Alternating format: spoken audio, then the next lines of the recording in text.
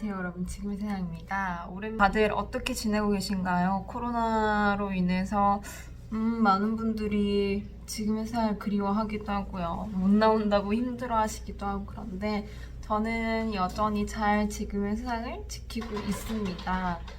글쎄요, 참 손님들이 조금은 줄었잖아요. 어쩔 수 없는 현상으로 인해서 조금 조용해지면서 개인적인 시간들이 좀 많아졌던 것 같아요. 그래서 생각도 안 그래도 생각이 많으면서 생각도 좀 많이 이 생각 저 생각 해보기도 하면서도 시대의 흐름이라는 것들도 좀 많이 생각하게 되었던 계기인 것 같아요. 많은 분들이나 많은 매체에서 온라인 시대, 디지털 시대가 이제 앞으로 더 가까이 오지 않을까, 강제적으로 와버렸잖아요. 온라인 계약이라는 말이 나올 정도로.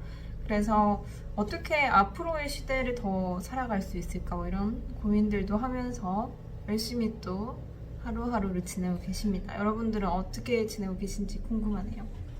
어김없이 이번 주도 여러분들의 고민과 그리고 책을 연결해 드리는 지금의 고민과 책 시간인데요. 이번 주 고민은 어떤 고민인지 가지고 와봤습니다. 제가 원래 서점에 이런 그 팻말에다 붙여놓거든요. 이번 주 고민 해가지고. 이번 주 고민은 뭐냐면 한국은 왜 이럴까요? 라고 작년 5월에 써주셨어요. 그런데 3개월이 지나서 오셔가지고 3달이 지났는데 더 심해졌어요. 한국은 왜 이럴까요? 라고 또 적어주셨어요. 이 고민, 첫 번째 고민에 제가 1월 달에 그 삼파장 형광등 아래서라는 책을 추천을 해드렸거든요. 또 3달이 지난 지금 이 시기에 다시 한번 한국은 왜 이런가에 대한 주제를 가지고 여러분들과 이야기를 하면 조금 재미있지 않을까 해서 준비를 해봤습니다. 한국은 왜 이럴까요, 여러분? 코로나로 인해서 코로나 사태로 보면서 참 많이 생각이 들었던 게 왜 저렇게 지금 울고 뜯고 난린 거지? 라는 생각을 개인적으로 좀 많이 했던 것 같아요. 왜냐면 협력을 해야 하는 상황에서 특히나 정치권들에서 너무나도 많은 싸움과 헐뜯기들을 하는 모습들을 보니까 지금 쟤네가 저럴 땐가 약간 그런 생각도 드는 거죠. 그래서 불협력이라는 생각이 조금 많이 들기도 했고, 두 번째로는 신천지가 굉장히 화두가 되었잖아요. 그래서 많은 세상님들이 지금 세상에 오셔가지고 같이 이야기를 나눴던 게 뭐냐면 왜 거기에 빠질까요? 라는 이야기였어요. 사실 저도 안 빠져봐서 모르겠고 저는 대답을 못 하겠는 거예요. 그렇게 왜 그럴까요? 왜 그럴까요? 그러다가 그런 고민을 하다가 너무 궁금했어요. 그러니까 저는 저 사람 진짜 이해가 안 돼요. 정말 왜 저러는 거야?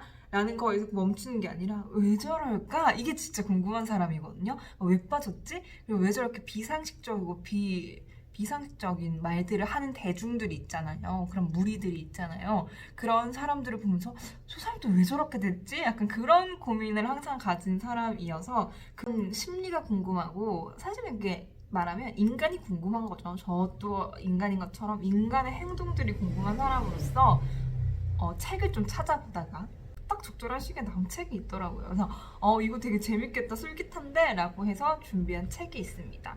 한국은 왜 이럴까? 요에 추천해드린 책을 소개하면서 또 전달해드릴게요.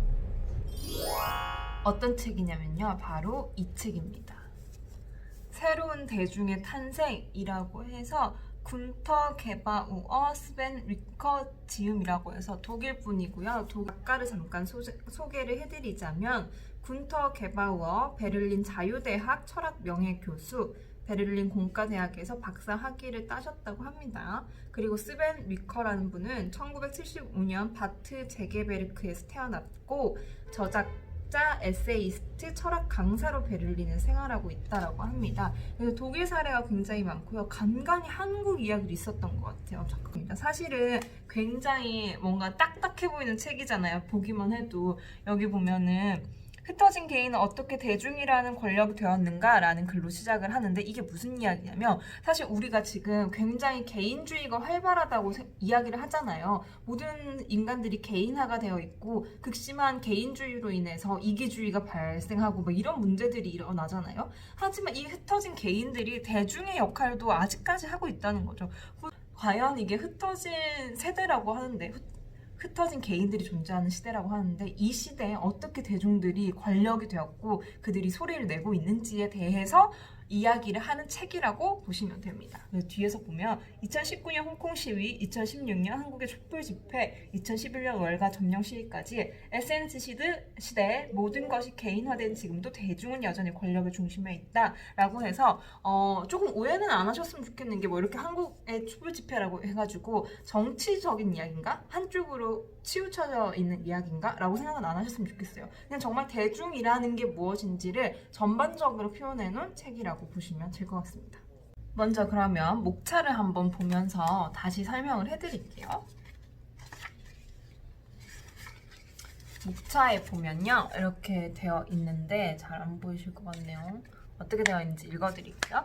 대중은 어떻게 탄생을 하는가, 그리고 대중은 어떤 원리로 움직이는가, 이중대중, 포퓰리즘, 대중과 공간, 에로스와 고립, 대도시 대중의 묘사, 가상의 대중들, 대중문화 비평, 대중의 구조라고 해서 아까 이야기해드렸던 것처럼 대중의 전반적인 이야기를 다뤘다고 보시면 돼요. 그래서 1장, 2장, 3장, 그러니까 대중은 어떻게 탄생하는가, 어떤 원리로 움직이는지, 그리고 이중대중이라는 이야기를 사용하면서 큰 틀을 사용하면서 여기에서 사실 가장 제가 요즘 궁금해하는 좀 신천지에 대해서 많이 생각을 해봤던 것 같아요. 신천지뿐만 아니라 종교, 그러니까 사이비나 이단이라고 이야기 일컬어지는 그런 종교에 빠지는 사람들의 심리는 어떤가 많이 조금 대입을 해봤던 게 확실히 지금 제가 가장 많이 접하고 있는 뉴스잖아요. 그러니까 좋은 사례가 있고 그 사례를 이 책을 읽으면서 계속 대입해서 생각해 볼 수 있었던 것 같아요. 그래서 조금 이해가 더 쉬웠어요, 저는. 근데 이게 이 대중이라는 게 이 책에서 뭐 선하다 악하다라는 걸로 나누진 않아요. 나누진 않고 단순히 제가 그 사례를 입혀서 생각을 해봤다라는 거고, 분명히 대중들에게도 대중 중에서도 긍정적인 영향을 끼치는 대중도 있다라는 거죠. 그래서 이게 거듭 강조를 드리지만 어느 한쪽으로 치우쳐진 이야기는 아니고 여러분들이 읽으시면서 대입을 해보고 사례를 생각해보면 좋을 그런 이야기들이 많이 나와 있습니다. 그리고 긍정적인 영향을 끼치는 대중들에 대한 이야기도 충분히 들어가 있긴 해요. 그리고 재밌었던 게 뭐냐면 여기에 나와 있던 것처럼 흩어진 개인이 어떻게 지금 이 시대에 큰 권력을 가질 수 있었냐라는 시대적인 이야기가 나오잖아요. 그래서 처음에는 옛날 대중, 그러니까 SNS가 없었던 그런 옛날 대중들과 지금 대중들은 어떤 변화를 거쳤는지까지도 이야기를 하는데 저는 이게 진짜 재밌었던 것 같아요. 왜냐면 시대에 따라서 인간은 변하고 그런 인간들의 모임, 그리고 무리들이 같이 변할 수밖에 없죠. 우리 지금만 봐도 막 엠번방 사건 난리잖아요. 그런 것들도 저희가 더 힘을 가질 수 있었던 거는 사실 활발하게 저희가 공유를 하고, 오늘 뉴스 보니까 7개국어 언어인가? 7개국어 언어로 이 사건을 공론화시키고 있다고 하더라고요. 네티즌들이. 그러면서 얼마나 큰 영향을 끼쳤는지 그런 것들도 나와 있어요. 그래서 저는 굉장히 폭넓게 뭐 이게 문제다 아니다라고 설명하는 책이 아니라 폭넓게 대중이란 이런 거고 이런 원리로 생겼고 어떤 특성이 있고 그리고 시대의 변화에 맞춰서 어떻게 변했는지까지도 이야기를 하는 책이어서 정말 꼭꼭 뭔가 이 시국에 읽어봐야 되는 책이라고 생각을 합니다. 처음에 제가 이거 읽기 전에 막 우리 스승님들이랑 와가지고 이야기를 할 때 왜 빠질까요? 뭐 신천지 그런데 왜 빠질까요? 라고 했을 때 너무 자아가 아예 없어져서 그런 거 아닐까요? 막 이렇게 얘기를 했는데 그 모임에 들어가면 자아가 아예 없을 거라고 생각을 했거든요. 근데 또 그런 것만은 또 아니더라고요. 자아를 더욱더 강화시킨다고 해요. 그래서 그런 놀라움들이 되게 많았고 제가 그냥 그런가 보다라고 생각했던 것들을 조금 논리적으로 정리할 수 있는 책이어서 좋았어요. 그러면 우리 조금씩 제가 읽어드리면서 대중이란 어떤 것인지 한번 소개를 해드리도록 하겠습니다. 참 내용이 좋은 게 많아가지고요. 여러분들이 꼭 읽으셨으면 좋겠는데 처음으로 대중의 관념에 관하여 라는 걸로 시작을 하는데요. 여기에 보면 막 특성이 나와 있어요. 직결하기, 뭐 지향성, 즉흥성이라고 나와 있는데 정말 재밌었던 건 뭐냐면요. 대중의 개념을 설명해 놓는 것도 좀 재밌더라고요. 그러니까 모두를 대중이라고 하진 않잖아요. 그러니까 어떤 특성을 가진 것이 대중이라고 얘기하는지. 첫 번째로 이야기하는 게 집결하기였어요. 대중 내부의 상태를 보여주는 전형적인 특징은 참가자들의 흥분, 마음의 동요, 긴장이며 이것은 그들의 외적인 태도에서도 드러난다.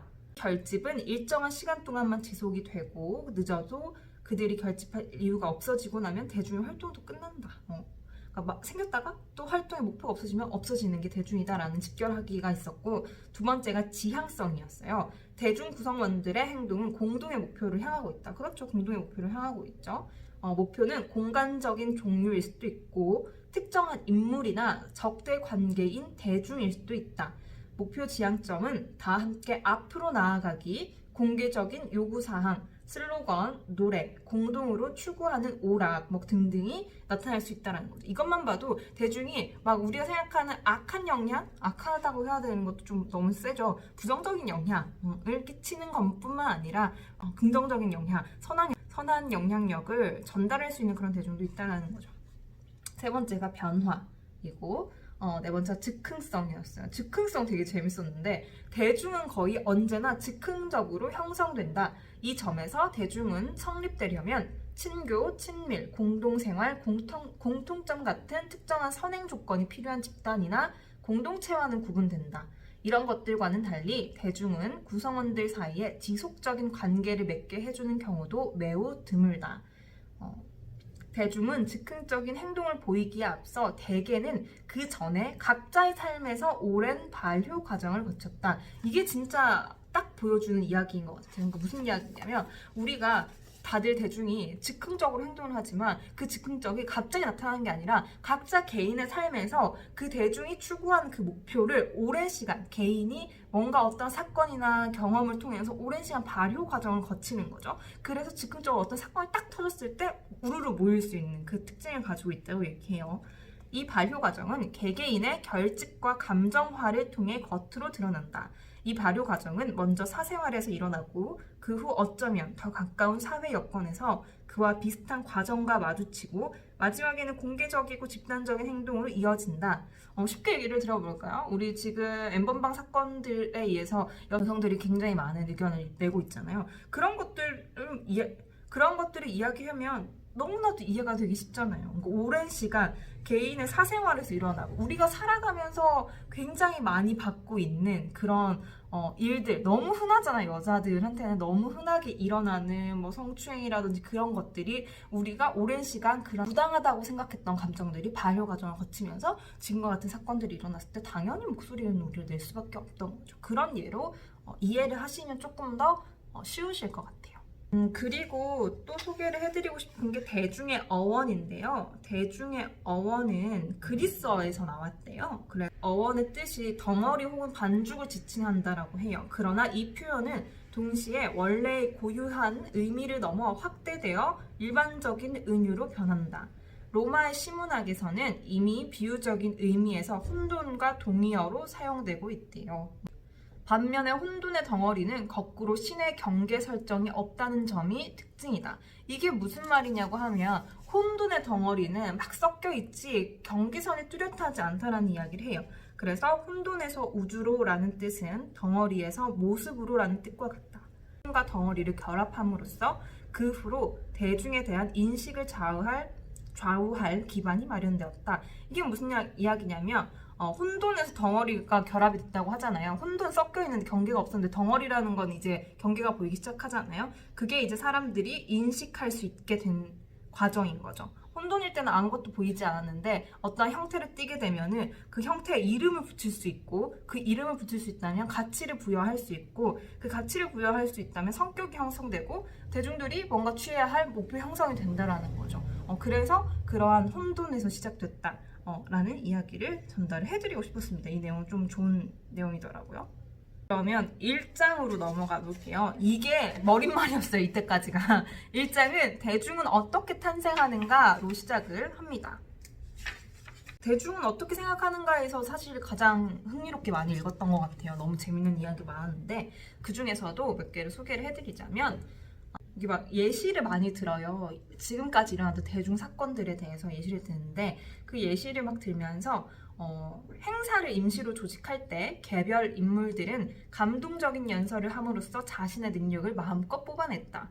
자신이 중요한 인물이라는 느낌과 별안간 생겨난 상징적 권력에 도취되어 참가자들은 이 행사가 끝난 이후에도 정치적 참여를 이어갔다. 그러니까 자기가 중요한 인물과 권력에 이제 도취되어서 그게 끝나도, 무슨 행사가 끝나도 계속해서 이어가는 거죠. 그것은 자극이자 격려로 남았고, 무엇보다 자신의 행동을 통해 사회 상황을 바꿀 수 있는 가능성을 확인한 환상적인 경험으로 남았다 라는 이야기를 하면서 한 가지의 사례를 들어줬었어요, 처음에. 그러니까 이게 재밌었던 게, 아까 이야기했던 저의 상식, 자아가 없어져서 이렇게 막 홀라당 그냥 어딘가에 빠지고 막 도취되고 이게 이거였을까라고 생각했는데, 그게 아니라 신천지 이야기하면서 그런 이야기가 많았잖아요. 역할을 부여해 준다고. 그래서 살아갈 뭔가 이유나 원동력을 만들어 준다라고 하잖아요. 여기도 똑같아요. 어떠한 권력이나 그런 내가 사람들 앞에서 이야기를 함으로써 그 자극과 격려가 되면서 힘을 얻기 시작을 하는 거죠. 그리고 또 이 이야기에 좀 이어서 이야기를 하면, 대중 속의 개인들이라고 해서 우리는 대중운동의 발생과 흐름을 몇 가지 사례들을 들어가며 꽤 상세히 설명했다. 그래야 과거의 대중이론이 새로운 대중운동과 대조해 볼 때 얼마나 일면적인지 알 수 있기 때문이다. 그래서 앞쪽에는 굉장히 대중에 대한 정말 정의를 많이 설명하고요. 그거 끝나고 나면 점점 현대의 대중들을 많이 설명하고 있어요. 대중 체험을 할 때 흔히 간주되듯이 자신의 자아를 상실한 사람은 없다는 사실이 명확히 드러난다. 여기서 저의 가지고 있었던 고정관념이 와장창 깨지는 거죠. 자아를 상실한 사람이 없어? 이렇게 된 거예요. 오히려 대중이 형성되는 순간에 그들이 경험하는 자아 강화는 뚜렷해진다. 다시 말해 용기와 일체감을 경험하고 집단의 위력과 자신의 자아를 느끼는 것이다.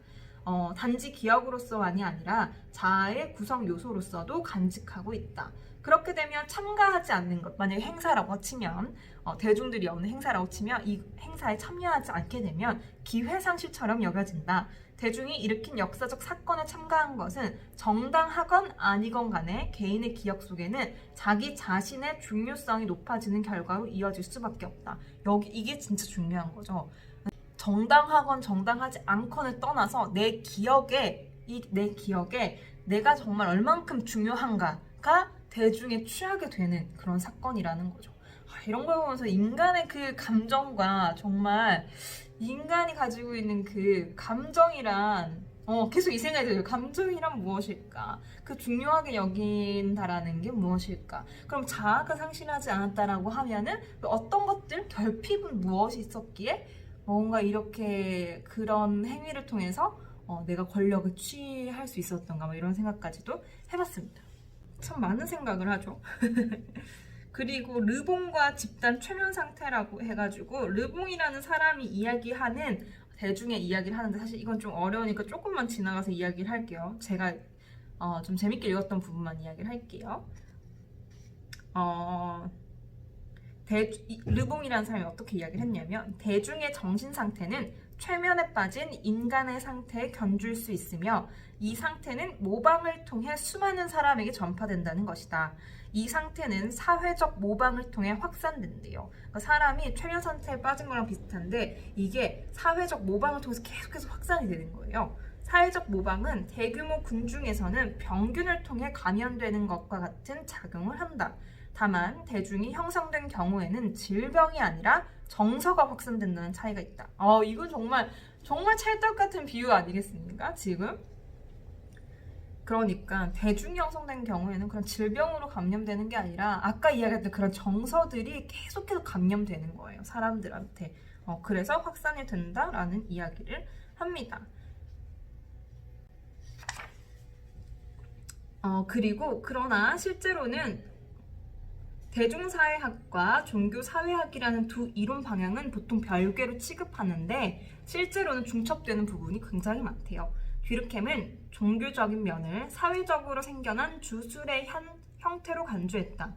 이 주술의 위력을 보이는 이유는 참가자들이 평소와는 다른 몸 상태를 불러오는 공동의 제의식 행위를 통해 그것을 만들어내기 때문이다. 이 비일상적인 몸 상태는 말하자면 그들의 내면을 들끓게 하고 공동체 전체를 사로잡고 그 구성원들에게 새로운 느낌이 들게 해주고 그들의 생각에 지속적으로 영향을 미친다. 이것은 오늘날까지도 감각적 인상과 정서적 효과를 일으키는 대규모 종교 행사에서의 의례 행위 무릎을 꿇고 일어나고 기도를 올리는 집단 행동, 공경하는 자세와 합창, 성우를 긋는 엄숙한 행위를 통해 얻어지는 자격이다. 그러니까 종교사회학이랑 대중사회학은 별개로 취급을 하지만 비슷한 점이 많다라고 이야기를 많이 하면서 예시를 들고 있어요. 그는 대중의 모든 신념은 종교적 형태를 띈다고 주장했다. 저도 조금 비슷하고 생각을 하는데 모든 각자의 신념은 맹신하는 신념들이 있잖아요. 그러니까 종교적으로 뭔가 하느님을 믿거나 불교의 부처의 말을 믿거나 뭐 이런 모든 것들과 개인이 가지고 있는 신념과는 저도 비슷한 형태라고 생각은 해요. 대중은 더 높은 것으로 추정되는 존재를 숭배하기 때문에 종교적 감정들에 의해 지배되며 그 존재에게 있다고 여겨지는 폭력이 두려워서 그의 명령에 맹목적으로 따른다는 것이다. 대중행동은 집단적 믿음과 대중의식에 의해 지탱된다고 한다. 그렇죠. 대중행동은 집단적 믿음과 대중의식에 의해 지탱이 되죠.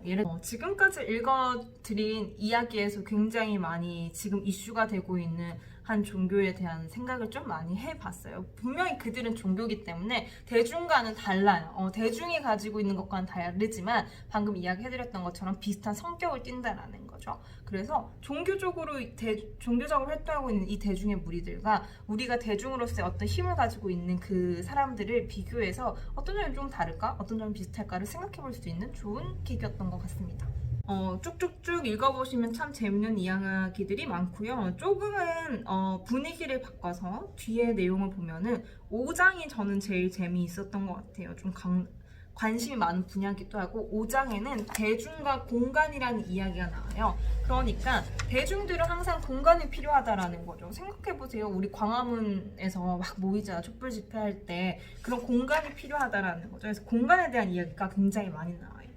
정치적 대중은 도심 공간, 즉 혁명을 외치는 대중을 충분히 수용할 정도로 넓은 거리와 광장에서 형성된다라는 이야기로 공간과 그리고 대중들이 어떤 영향이 있는지까지도 설명을 하고 있어요. 여기에서 공간에 대해서 이야기한 게 되게 재밌었던 게 공간은 빈 용기가 아니며 리시츠키가 말한 의미의 채색된 관이 아니다. 공간은 인간을 위해 인간에 의해 만들어진다. 하이데거는 공간이라는 명사의 동사 비우다와 채우다를 나란히 배열한다. 공간은 채워진 어떤 것이다. 채워진 것은 그때마다 어떤 장소를 거쳐 모인다. 하이데거의 생각을 계속 이어가자면 이렇게 될 것이다. 공간들은 그냥 단순히 있는 것이 아니라 채워져야 하고 활발히 꾸며져야 한다. 이 때문에 공간들은 격전의 대상이 되고 이 때문에 공간들에 대한 염려가 그토록 중요한 것이다. 그렇죠. 지금의 세상도 공간인데 이 공간도 사람으로 채워지지 않으면 사실 의미가 없어요. 저는 이 공간이 운영하는 사람의 철학과 에너지들이 다 들어가는 공간이라고 생각을 하거든요. 그러니까 운영하는 제가 또 어떠한 색깔을 가지고 있는지, 어떤 철학을 가지고 있는지도 굉장히 중요한 거죠. 또 이야기를 해드리면 신선한 공간은 스스로 안전한 내부 공간으로 형성되고 무형질의 공간과 구분됨으로써 비로소 위치를 확인하고 정체성을 얻을 가능성을 만들어낸다. 지금의 세상을 예를 들어볼까요? 제가 이렇게 막 정체성을 막 확립하기 시작해요. 그러면은 사람들이 오셨을 때 혹은 온라인상에 제가 비춰지는 저의 모습들을 보면서 저곳은 어떤 정체성을 가지고 있구나를 아시게 되는 거죠. 그런 이야기가 나오고 있습니다. 제일 전달해드리고 싶었던 이야기가 있어요. 정말 주옥 같은 말들이 많았지만 이 이야기를 전달해드리고 싶었습니다. 존재와 시간을 쓴 하이데거의 이야기가 나오는데요. 지금 북큐레이션 전시 진행하고 있잖아요. 거기에 존재와 시간이라는 책이 있습니다. 그것도 같이 보시면 재밌는데 다른 한편으로는 불안은 조종이 가능해진다라고 해서 불안에 대한 이야기가 나옵니다. 인간은 자신이 무엇을 겁내고 있는지 알고 있기 때문에 그 대상인 공포의 원인을 없애려고 애쓸 것이다. 불안은 공포로 변하고 공포는 특정한 인간 집단에 대한 분노로 변한다. 포퓰리즘적 대중에게서 과격한 전염성을 제거하기 위해서는 그들의 공포에는 불안이 기반으로 자리 잡고 있다는 사실을 보여주면 될 것이다. 본래는 그것은 불안인 것이다. 공포에 휩싸여 대리자가 될 대상을 얻고자 하는 갈수록 불안해지는 자신의 세계, 내 존재에 대한 불안이다 라는 이야기를 하면서 결국 인간들이 이러한 행위들을 하는 것에 가장 근본적인 활동을 하고 있는 게 불안이지 않을까라는 이야기를 합니다. 사실 인생이 너무 불안하지 않나요? 저는 맨날 불안하다라고 얘기를 하는데 그 불안이라는 것들이 공포심을 조장하면서 그 공포심이 특정한 집단에 대한 분노로 변하게 되는 거죠. 그러한 사례를 한번 여러분도 직접 생각해 보셨으면 좋겠어요. 이러한 과정을 거친 사례가 어떤 게 있었는지, 불안해서 그 공포가 변했고, 불안이 공포로 변했고, 그 공포가 특정한 인간 집단에 대한 분노를 하는 대중들이 어떤 대중이 있었는지도 한번 생각해 보면 좋을 것 같아요. 그러면서 마무리로 좀 어떤 이야기를 전달을 하고 있냐면요. 결국 그 불안을 이야기했는데 인간은 다 불안을 가지고 있고 그럼 그 불안이 무조건 공포고 무조건 집단에 대한 분노로 가느냐? 그건 분명히 아닐 거란 이야기죠. 그래서 우리가 굉장히 가져야 되는 것들, 인간들이 가져야 되는 것들이 무엇이냐라고 했을 때는 인간이 자신에 대해 받을 수 있는 가장 보편적인 판결은 우리가 자신의 삶에 어떤 의미를 부여할 수 있는가 하는 것이다. 이것을 깨닫게 되면 자신이 존재하고 있다는 느낌이 든다. 그러니까 불안이라는 것에 휩싸이는 게 아니라 존재하고 있다, 나는 존재하고 있다 라는 것들을 강하게 하려면 내가 내 스스로 내 삶에 어떤 의미를 부여하는가가 중요하다라는 거죠. 이 생각을 새로운 대중에 전용하자면 이런 의미가 된다. 개개인은 대중 속에서 행동, 목표, 힘든 노력의 공통성을 통해 어떤 의미를 얻고 자신이 존재한다는 느낌을 가진다. 이렇게 보자면 대중 속에서 행동은 자신의 존재 문제에 대해 해답을 줄 수 있다. 일시적으로. 그렇죠. 존재 문제를 한번 생각해 본다면, 의미를 생각해 본다면 일시적으로라도 대중들에게 해답을 줄 수 있다는 거죠. 그래서 우리가 해야 되는 것들은 누구나 다 같은 정도로 유일하다라는 말을 로장 발롱이라는 사람이 했대요. 누구나 다 같은 정도로 유일하다. 구분된다는 것은 오늘날에는 주로 사회적인 면이다. 이것은 개개인이 구분되기 위해서는 남들을 필요로 한다는 점에서 사회를 지탱해준다. 내가 저 사람이랑 달라라는 것을 구분하기 위해서는 분명히 나뿐만 아니라 남도 필요하다는 거죠. 개개인을 서로 결속해주고 새로운 대중이 되게 해주는 것은 유일성을 얻으려는 그들의 노력에 대한 상호 간의 인정이다. 개인들이 인정받기 위해 대결을 벌이는 것이 아니라 노력에 대해 서로 인정해주는 것이 발견된다. 다시 말해 그들의 유일성에 대한 믿음을 지지해주는 것이다. 라는 이야기로 결국에는 서로의 그 유일성에 대한 믿음들, 인간 존재 자체에 대해서 조금 인정을 하고 대결을 벌이는 게 아니라 노력하면서 인정해주는 단계가 필요하지 않을까라는 이야기로 이어갑니다. 그게 앞의 내용과 이어서 생각하시면 안 되는 게 뭔가 그런 부정적인 영향들을 끼치는 그들이 이해해줘야 되냐라고 하는데, 그럼 그 이야기를 넘어서 인간 자체 존재에 대한 이야기를 지금 하면서 마무리를 하고 있는 부분이에요. 그렇게 끝나는 내용입니다. 그래서 여러분들이 정말 이 시국에 도대체 세상은 왜 이럴까라는 생각, 저 사람들은 왜 저럴까라는 생각이 들 때 꼭꼭 읽어보면 너무 좋을 책이고요. 제 개인적으로 이 책을 읽었을 때 어떤 생각이 들었냐라고 하면은 저는 되게 감정적으로도 좋아요. 어떤 문제가 생겼을 때 감정적으로 대응하는 것도 좋지만 감정적으로만 대응하다 보면은 그 감정이 자꾸 앞서게 돼 있잖아요. 그래서 어느 정도의 논리도 필요하다라고 생각을 해요. 그래서 그 논리를 조금 탄탄하게 해주는 작업이지 않았을까? 이 책이? 라는 생각이 들었었습니다. 사실 대중들이 좋은 영향을 끼치는 것도 있지만 분명히 나와의 구분되기 때문에 저도 너무 뼛속까지 인간이야 이 책에서 이야기했던 것처럼 나는 저 사람들이랑 다른데 라는 이해가 되지 않는 무리들이 있기 때문에 그 무리들을 감정적으로만 대응하기보다는 논리적으로 조금 이해를 해보고 싶었어요. 그 과정들을 생각해보고 싶었고 그게 마음속으로 이해가 아니라 쟤는 왜 저랬을까라고 생각을 하면서 약간 그런 못된 신부들과 논리적으로 따박따박 이야기를 해보고 싶은 거죠.